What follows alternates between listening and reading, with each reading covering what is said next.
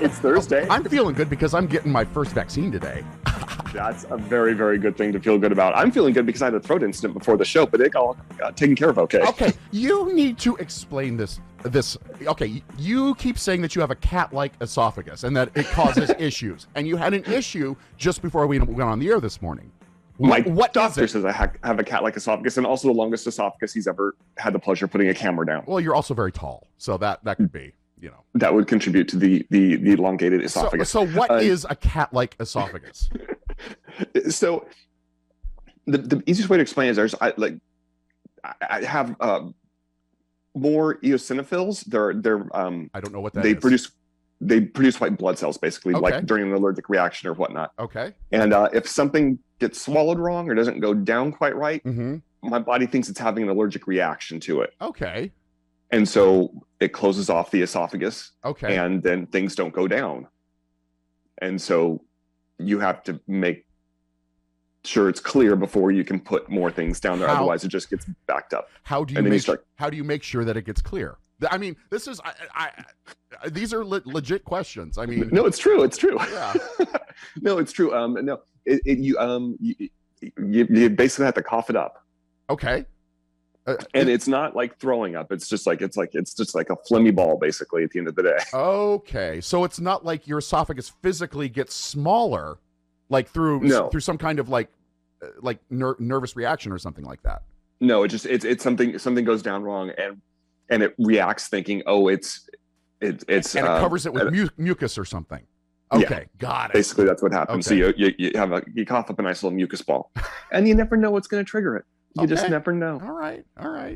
Yeah. And weirdly enough, you take there is no prescribed treatment for it. The off-brand treatment is Flonase. Okay. You squirt that down your throat. Huh. And the idea is the steroid that's in that suppresses an immune response. Okay. Coats your throat and slows it down. So okay. Huh. That's healthcare corner this morning on the Stephanie Miller Show. That's the story of Travis's cat-like esophagus, everybody. The story of my cat-like esophagus, you know. Yeah. I hope Mom's on her way to work this morning so she could listen to that segment. I'm his bone. Oh. Yeah. You know who's kind of upset in Washington right now? Who? Mitch McConnell. Oh. He hasn't been invited to the White House. Oh, poor. Yeah, he said so yesterday. He was complaining, basically saying, so far this administration is not interested in doing anything on a bipartisan basis in the political center. They would be more than happy to pick off a few of our members and do whatever they would like to do. Give me a break, Mitch. Oh my God. Well, okay. First of all, Mitch, you're not allowing anything bipartisan. The country wants bipartisan. Republicans want some of the things that Biden is proposing, but you're not allowing it to happen. You're the one who's not being bipartisan, Mitch.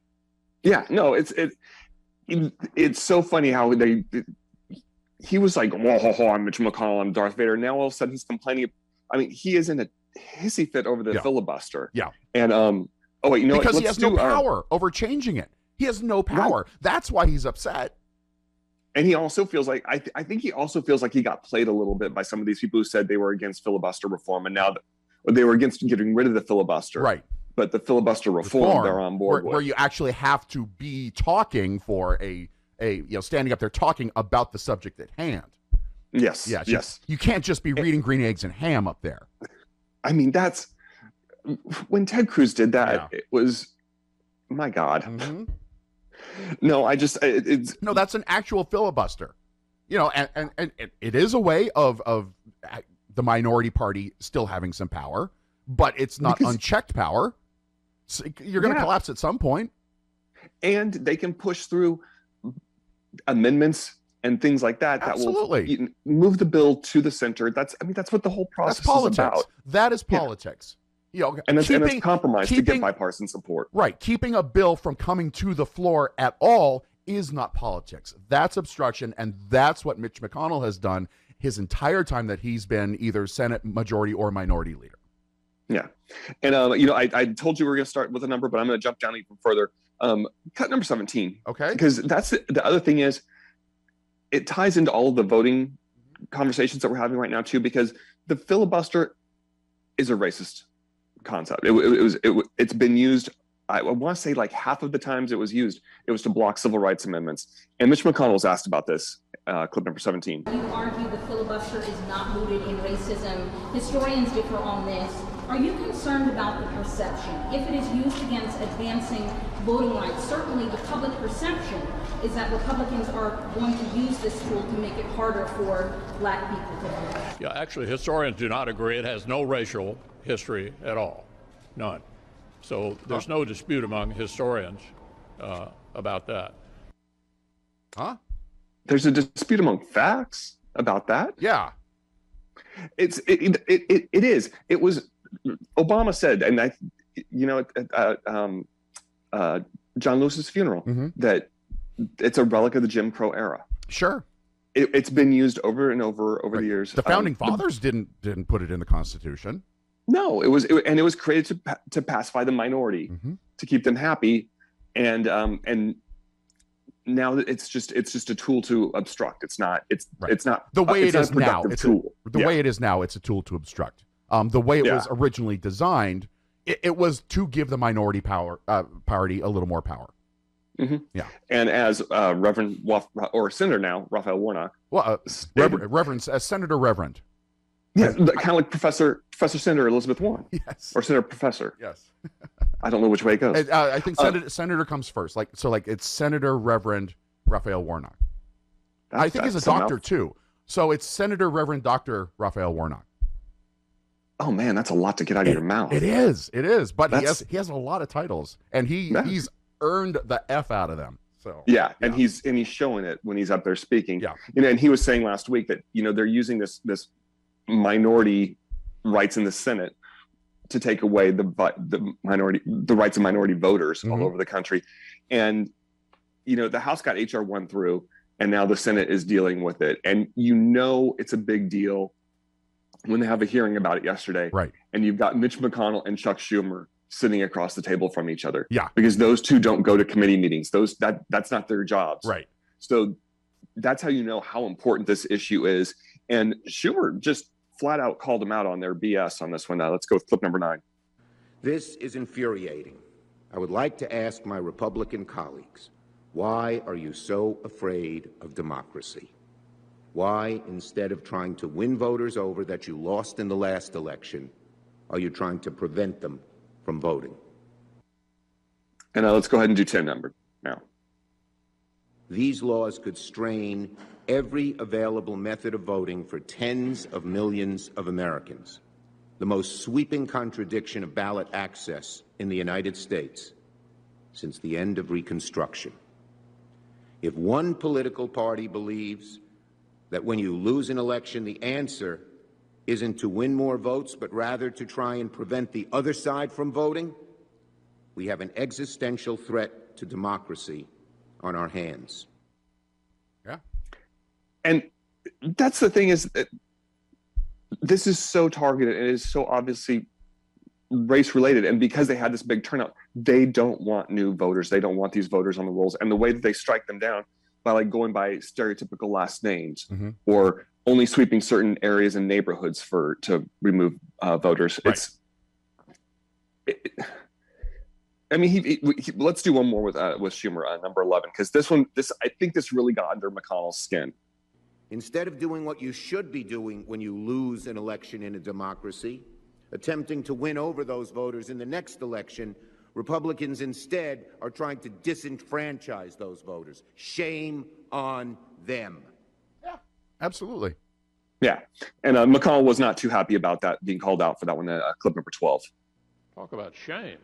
If anybody ought to be feeling any shame around here, it's turning the FEC into a partisan prosecutor, the majority controlled by the president's party, to harass and intimidate the other side. That's what you ought to be ashamed about. How is anybody turning the FEC into a harassment? Did he go into detail? I believe what they're saying is they're basically saying that the problem for them with HR1 and SR1 now is that it's going to give a federal blanket, put federal mandates over elections as far as what you have to do or certain things you have to provide. And he's saying that the FEC is going to be the enforcement arm of that. And he's saying that that's what he's saying is a partisan tool. But that's not what's going on. It's not harassment. That is making sure that everybody enjoys the right to vote, which is in the Constitution. It's not harassment. Right. No, it's not harassment at all. But I mean, they're out of ideas on that side. Let's go to number 13 with McConnell. This is a solution in search of a problem. The turnout in 2020 was up 7%. The turnout in the 2020 election was the highest since 1900. States are not engaging in trying to suppress voters whatsoever.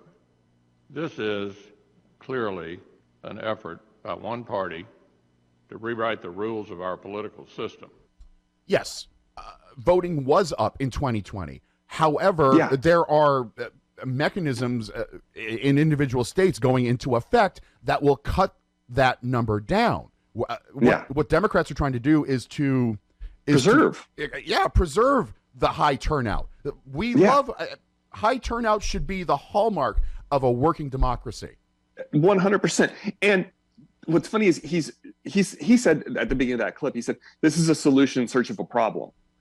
No, what the states are doing right now is a solution in search of a problem. Well, what the states are doing is causing a problem. Their solution is to let's disenfranchise voters. Yeah. That's the solution. That's a solution that they're trying to cause. And so the problem they're trying to say, unfortunately, it's the big lie. Mm-hmm. Like the problem is a lie. It's not something. There was no election fraud this year. They've gone in. They did the reviews. They've gone in. They did signature matching, signature checks. 60 individual court cases. Yeah, all of them they lost. All except one, and one was a slight technicality. True. And it's so foundational and so fundamental.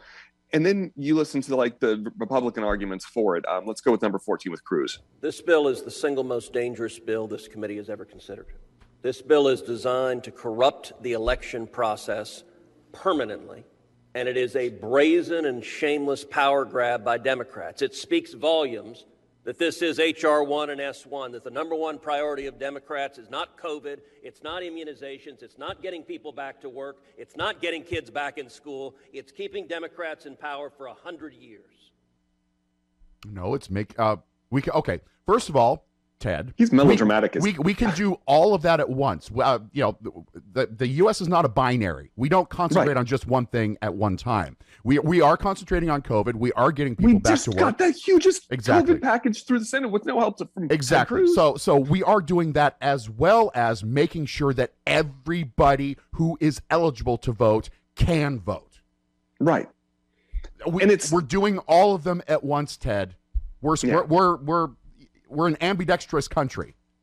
And it's also one of those things where it's like, maybe it's not me, maybe it's you, Ted, because you're the one who's worried about Democrats being in control for the next 100 years. Yeah. You flat out know that your party has a problem, and that problem is voters. Exactly.